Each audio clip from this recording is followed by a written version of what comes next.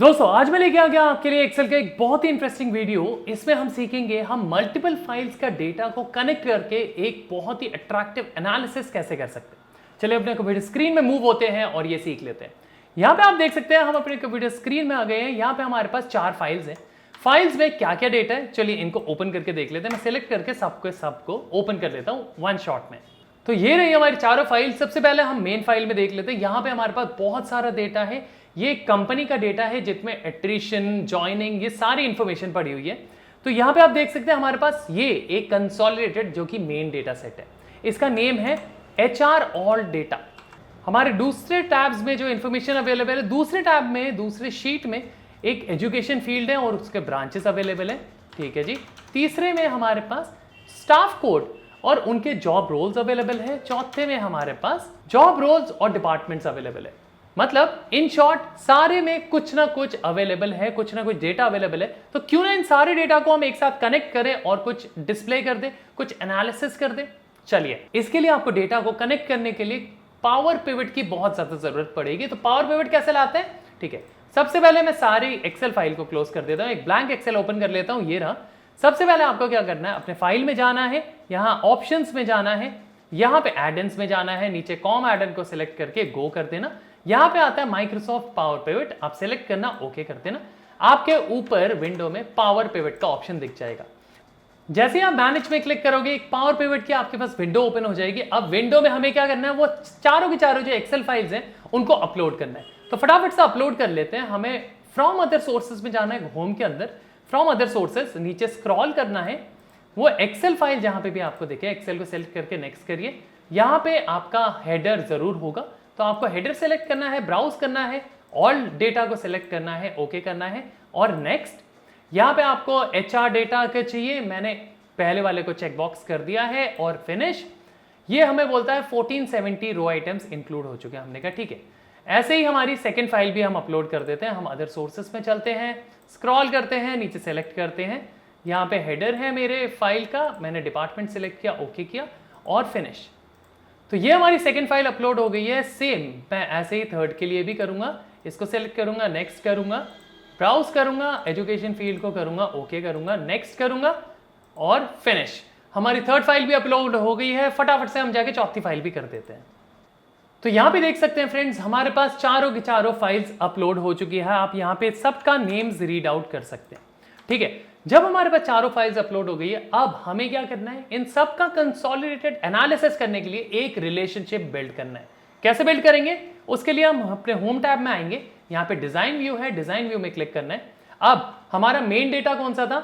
जो HR all data था, ये हमारा मेन डेटा है। मैंने इसको एक्सपैंड कर लिया और इसके चारों तरफ मैंने ये जो छोटे छोटे टेबल्स हैं उनको पुट अप कर दिया। क्यों किया? क्योंकि अब मुझे इन छोटे टेबल से बड़े टेबल में रिलेशनशिप बिल्ड करना है। बट मेक श्योर जब भी आप रिलेशनशिप बिल्ड करो, हमेशा कोई ना कोई टेबल में यूनिक कॉलम होना चाहिए जो कि 2 टेबल में अवेलेबल हो। जैसे यहां पे आप देखिए हमारे जॉब रोल्स के अंदर जॉब रोल्स है, डिपार्टमेंट है। ठीक है, अगर मैं देखूं यहां पे हमारे पास जॉब रोल्स है, यहां पे भी हमारे पास जॉब रोल्स अवेलेबल है। तो मैं इसको ड्रैग करूंगा इसके ऊपर। तो जैसे ही मैंने ड्रैग किया, इसने 1:many का रिलेशनशिप बना दिया। मतलब इस टेबल में हमारे यूनिक वैल्यूज हैं, इस टेबल में हमारी मल्टीपल वैल्यूज हैं। तो हमारा रिलेशनशिप यहां बन गया है। ठीक है, एजुकेशन फील्ड और ब्रांच मैं यहां पे देखता हूं, यहां पे एजुकेशन फील्ड है, इसको मैं यहां पे ड्रैग करता हूं और मेरा एक और रिलेशनशिप बन गया। यहां पे बोलता है स्टाफ कोड। अगर स्टाफ कोड कुछ अलग नेम से दिया हो, जैसे कॉलम का कभी कभार नेम का हेडर अलग होता है, तो आप एक काम करो, डेटा व्यू में चले जाओ और यहां पे हम जाके देख लेते हैं इसमें क्या है।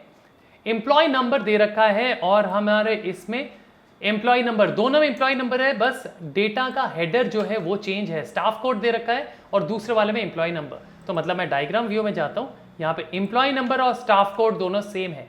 तो मैं इसको भी ड्रैग करके इसके ऊपर पुटअप करता हूं और ये हमारे रिलेशनशिप बन चुका है। मैं डेटा व्यू में वापस आ जाता हूं। अब मैं इसका एक पिवट बना लेता हूं। मैंने क्लिक किया, मैंने पिवट में क्लिक किया और ये एग्जिस्टिंग, ओके, ये मेरा बन चुका है पिवट। और आप देख सकते हैं मेरी चारों के चारों फाइल्स यहाँ पे हैंडी है। अब इन चारों की चारों फाइल्स को कंसिडर करके हम कोई भी एनालिसिस कर सकते हैं। Let's take an example.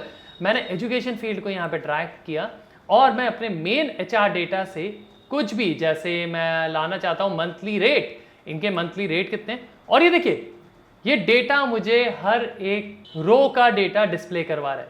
ठीक है, मैं दूसरा देख लेता हूं, जॉब रोल्स भी इसके बीच में ले आता हूं, मैं जॉब रोल्स भी देखना चाहता हूं। और ये देखिए ह्यूमन रिसोर्स में जो जो जॉब रोल्स हैं उसका मंथली रेट क्या है, यहां पे मुझे साफ साफ दिख रहा है। उसके बाद मैं लास्ट वाले भी दिखा देता हूं एक और, क्योंकि हमने 4 फाइल्स कनेक्ट करी थी, मैं स्टाफ कोड भी यहां पे ले आता हूं। और जैसे स्टाफ कोड ले आया, यहाँ पे बहुत सारे स्टाफ कोड ब्लैंक है, चलिए स्टाफ कोड को रिमूव करते हैं। मैं यहाँ पे अगर मैं डिपार्टमेंट लेके आऊं, ओके, ये देखिए अब इनको थोड़ा सा मैं एक्सपैंड कर देता हूं ताकि व्यू करने में हमें सुविधा हो। मैं टैबुलर व्यू से हटाता हूं, ओके, ये देखिए सारे का सारा डेटा, हमारे 4 फाइल्स का डेटा हमने रिलेशनशिप एज इन मॉडलिंग के थ्रू एक फाइल में कन्वर्ट किया और उनका पिवट करके एनालिसिस कर रहे हैं, है ना इंटरेस्टिंग। तो इस तरीके से फ्रेंड्स आप लोग भी अपने एक्सेल में पावर पिवट को इंस्टॉल कर सकते हैं एड इन के थ्रू, और उसके बाद आप मल्टीपल फाइल्स को कनेक्ट कर सकते हैं। बट एक शर्त है, इसके लिए आपके पास कॉलम यूनिक होना बहुत जरूरी है, कीप अ नोट। और अगर आपको प्रैक्टिस करनी है, ये नीचे शीट नीचे डिस्क्रिप्शन में मिल जाएगा, आप जाके डाउनलोड करके मेरे साथ साथ प्रैक्टिस भी कर सकते हैं। तो आशा करता हूं दोस्तों आप लोगों को वीडियो पसंद आ गई होगी, पसंद आई तो लाइक शेयर सब्सक्राइब करना बिल्कुल मत भूलना, अपने कमेंट्स देना मत भूलना, इस वीडियो को जो भी एक्सेल सीखना चाहे उन सभी के साथ शेयर जरूर करना।